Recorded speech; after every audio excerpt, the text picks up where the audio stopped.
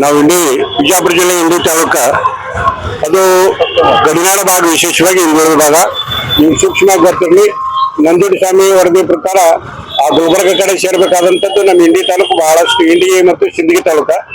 ಇವತ್ತು ನಾವು ಬಂದಿರೋದು ಏನಂತ ಕೇಳಿದ್ರೆ, ಸ್ವತಂತ್ರ ನಮ್ಗೆ ಸಿಕ್ಕಿದೆ 1949 ಸ್ವಾತಂತ್ರ್ಯ ಸಿಕ್ಕಿದೆ. ಆದ್ರೆ ಇಂಡಿ ಭಾಗಕ್ಕೆ ರಾಜಕೀಯ ಸ್ವಾತಂತ್ರ್ಯ ಸಿಕ್ಕಿಲ್ಲ. ಯಾಕೆ ಸಿಕ್ಕಿಲ್ಲ ಅಂತ ಕೇಳಿದ್ರೆ, ಆ ಇಂಡಿ ಇತಿಹಾಸದಲ್ಲಿ ಸ್ವಾತಂತ್ರ್ಯ ನಂತರದ ಇತಿಹಾಸದಲ್ಲಿ ಅಲ್ಲಿ ಸಚಿವ ಸ್ಥಾನ ಸಿಕ್ಕಿಲ್ಲ ಅಂತ ಕೇಳಿದ್ರೆ, ಆ ಹಿಂದುಳಿದ ಭಾಗ, ಬರಗಾಲಕ್ಕೆ ತುತ್ತಾದಂತ ಭಾಗ, ಮುಗ್ಧ ಜನ ಇರ್ತಕ್ಕಂಥ ಭಾಗ, ಮತ್ತೆ ಸಾಮಾನ್ಯವಾಗಿ ಈಗಿನ ಶಾಸಕರು ಸನ್ಮಾನ್ಯ ಯಶವಂತಗೌಡ ಪಾಟೀಲ್ ಹೆಂಗ ಅಂತ ಕೇಳಿದ್ರೆ, ಅವರ ತಂದೆ ಹಿಡ್ಕೊಂಡು ಕೂಡ ಕಾಂಗ್ರೆಸ್ ಸ್ವಾತಂತ್ರ್ಯ ಪೂರ್ವದಿಂದಲೂ ಕೂಡ ಕಾಂಗ್ರೆಸ್ ಪಾರ್ಟಿಯಲ್ಲಿ ದುಡಿದಂತವ್ರು.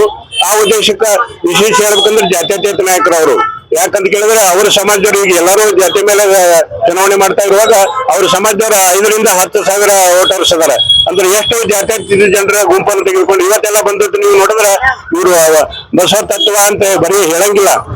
ಹಿಂದಿನ ಮುಖ್ಯಮಂತ್ರಿಗಳು ಹೆಂಗ ಬಸವ ಜಯಂತಿ ಎಂದು ಪ್ರಮಾಣ ವಚನ ಸ್ವೀಕಾರ ಮಾಡಿ ಬಸವ ತತ್ವವನ್ನ ಆಡಳಿತದಲ್ಲಿ ಚಲಾವಣೆಯಲ್ಲಿ ಹೇಗೆ ತಂದ್ರು, ಜಾರಿ ತಂದ್ರು.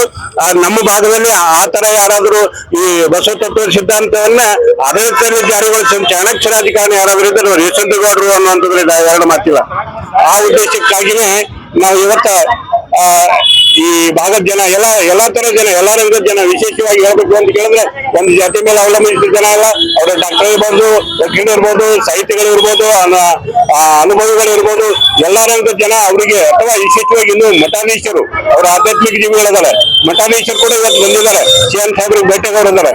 ಅದು ಅಷ್ಟೇ ಅಲ್ಲ, ಸಿಎಂ ಸಾಹೇಬರು ಹಿಂದೆ ನಮ್ಮ ಇವತ್ತಿನ ಸಿಎಂ ಸಾಹೇಬರು, ಹಿಂದೆ DCM ಸಾಹೇಬರು ಇದ್ದಾಗ ಸಿದ್ದರಾಮಯ್ಯ ಸಾಹೇಬರು ಆ ಇಂಡಿ ವೇದಿಕೆಗೆ ಬಂದಾಗನೇ ಮಾತು ಕೊಟ್ಟು ಬಂದಿದ್ದಾರೆ. ಅವತ್ತ DK ಶಿವಕುಮಾರ್ ಸಾಹೇಬರು ಇವತ್ತೇನು ಮುಖ್ಯಮಂತ್ರಿಗಳಾದರೆ ಅವರು ಕೂಡ ಯಶವಂತಗೌಡರ ಜನಬೆಂಬಲವನ್ನ ಕಣ್ಣಾರೆ ಕಂಡಿದ್ದಾರೆ. ಅದಕ್ಕೆ ಬಹುಶಃ ಪ್ರಾಮಾಣಿಕವಾಗಿ ನಮಗೇನದಂತ ಕೇಳಿದ್ರೆ, ಈಗ ಅಳ್ಳಾರದೆ ಎಂದು ಮನೆ ಕೊಡಿಸಂಗಿಲ್ಲ ತಾಯಿ ಅಂದ್ರೆ ನಮ್ಮ ಕಡೆಯಿಂದ ಎಲ್ಲಾ ಕಡೆ ಪ್ರತಿನಿಯ. ನಮ್ ಇನ್ನೊಂದು ಹೇಳ್ಬೇಕಂದ್ರೆ, ಆ ಸಿದ್ದರಾಮಯ್ಯ ಸಾಹೇಬರು ಮತ್ತು DK ಶಿವಕುಮಾರ್ ಸಾಹೇಬರು ಅವತ್ತು ಬಂದಾಗ ಈ ಜನ ಪ್ರತಿಭಟನೆ ಮಾಡ್ತೀವಿ, ನಾವೊಂದು ಬೇಡಿಕೆ ಇಡ್ತೀವಿ ಅಂದಾಗ ಬಿಡೋದಿಲ್ಲ. ಅವ್ರು ಮಾತು ಕೊಟ್ಟಿದ್ದಾರೆ, ಬದ್ಧತೆಯಿಂದ ಇರೋಣ, ಇಲ್ಲಿಗೆ ಕರೆಸಿ ಗೌರವ ಕೊಡೋಣ ಅವ್ರಿಗೆ.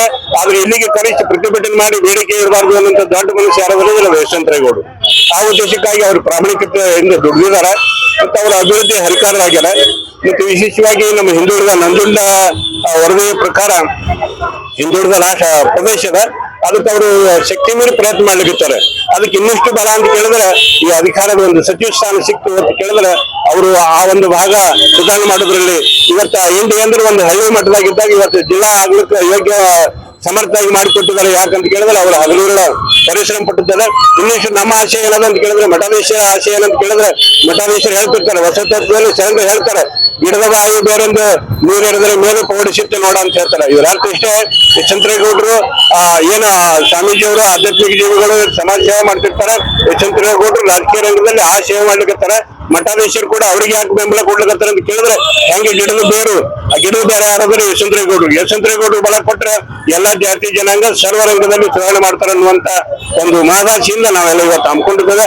ಆ ಭಗವಂತನಿಗೂ ಕೂಡ ಈ ಒಂದು ಕೋರಿಕೆ ಸಲ್ಲಿ ಮುಖ್ಯಮಂತ್ರಿ, ಉಪಮುಖ್ಯಮಂತ್ರಿ ಎಲ್ಲ ಮುಖಂಡರಿಗೆ ಕೊಡ್ಬೇಕಾದಂತ ಮುಖಂಡರಿಗೆ ಏನು ನಾವು ವಿನಂತಿ ಅಂತ ಕೇಳಿದ್ರೆ, ನಾವು ಯಾವುದೇ ಪ್ರಭಾವ ಬೀರ್ಲಿಕ್ಕೆ ಬಂದಿಲ್ಲ, ಸತ್ಯ ಸಂಗತಿ ಅಂತ ತಿಳಿಸಾಕ್ ಬಂದೀವಿ. ನೀವು ಅವರಿಗೆ ಯಶವಂತಗೌಡರಿಗೆ ವೈಯಕ್ತಿಕವಾಗಿ ಕೊಟ್ಟಂಗಲ್ಲದು, ಆ ಭಾಗದ ಸರ್ವರಂಗದ ಜನರಿಗೆ ಮಂತ್ರಿ ಪದವಿ ಕೊಟ್ಟಂಗಾಗ್ತದೆ ಅನ್ನೋಂತ ಒಂದು ವಿನಂತಿಯನ್ನ ನಾವು ಮಾಡ್ಕೊಡ್ತೀವಿ. ಧನ್ಯವಾದಗಳು. ನಾನು ನಿವೃತ್ತ ಪ್ರಿನ್ಸಿಪಾಲ್ರು AP ಕಾಗೋಡ್ಕರ್ ಅಂತ. ಯಾಕೆ ಇವರಿಗೆ ನಾನು ಒಬ್ಬನೇ ಅಲ್ಲ. ಧನ್ಯವಾದಗಳು.